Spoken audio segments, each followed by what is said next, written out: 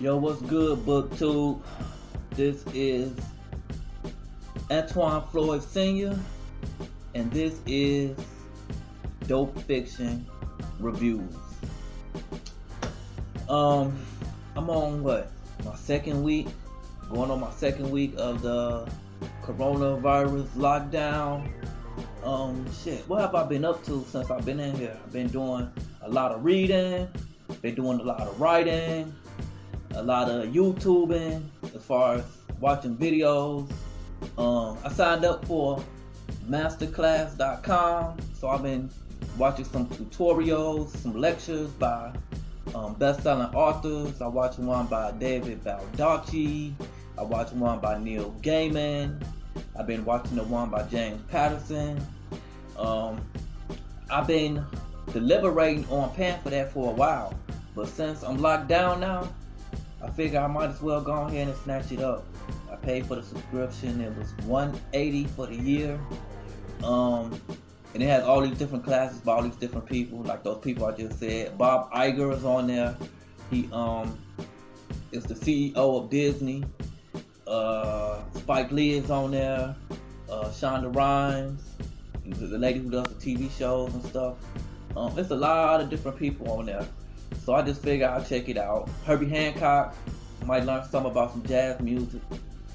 I got the time now, might as well. I've been talking on the phone a lot more than usual. I guess this lockdown just got people reaching out to one another more. I'm sure a lot of people still text, but I've noticed that has broken up for me at least, since the little lockdown is broken up. And people have been wanting to hear actual voices. So I guess that's a good thing that come out of this. Anybody that might want to mend relationships that's been kind of fractured, you know what I mean, or downright broken. But let me get to it. My book that I've just finished reading and reviewing is, I know it might be old to some folk, but it's new to me. Children of Blood and Bone by Tommy Adeyemi. I'm not sure if I'm pronouncing her name correctly, but I know that this book is usually not the genre that I would read in.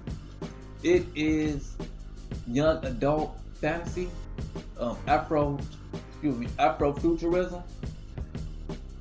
Yeah, that's not the stuff I would read. That's not really me. I didn't read it as a kid, so that just wasn't my cup of tea. But I have a preteen daughter, and our relationship is not as it should be. We live in different states.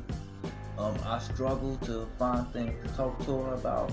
So I bought this book for her like a month or two ago. And I figured I'll buy it for myself as well, and we'll read it, and then we'll talk about it. You know, just try to bridge the gap.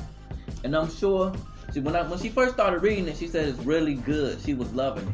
But I'm sure that she surpassed me. I'm quite sure she's been done reading it. I just got done reading it. It's not that I couldn't get through it. I was feeling it. I loved the book. It was really good. It's just that I love to read, but I never read. I'm gonna be honest with you. I'm gonna keep it real. The books I read, I usually like 150, 200 pages. I never read books this thick. You know what I'm saying? So it was a damn good read. I love the fact that these young black teenagers got out, and against all odds, they fought against the establishment. They for what they believe in. Even though the whole world, I love the world, the world building. The way she created her world in this story, I love that. That was great. All the characters were black or African. I love that. It also dealt with classism. The very privileged or the wealthy elite versus the underclass. I love that aspect of it as well. It had some romance in it. I don't know, after reading it, I felt a little uncomfortable that I had got it for my daughter. But then, after analyzing it, I realized that the feelings that these characters were dealing with are feelings that she'll deal with as well, or probably dealing with anyway. I'm sure her mother's talking to her about those things. But just being a father, it gave me pause. But then I realized, shit, that's life. You know, everybody deals with emotions and feelings. So overall, I think the book was great. I'm gonna read the second one. I got the second one coming in the mail. I think it's called Vengeance and Virtue. The characters in this book were very well developed. It was realistic. Even though it was in a fantasy world, it was rooted in reality. I will say that. Yes, this book is great. I suggest it to parents, all parents, because just because the characters were black does not mean that they cannot, the storyline doesn't relate to everyone.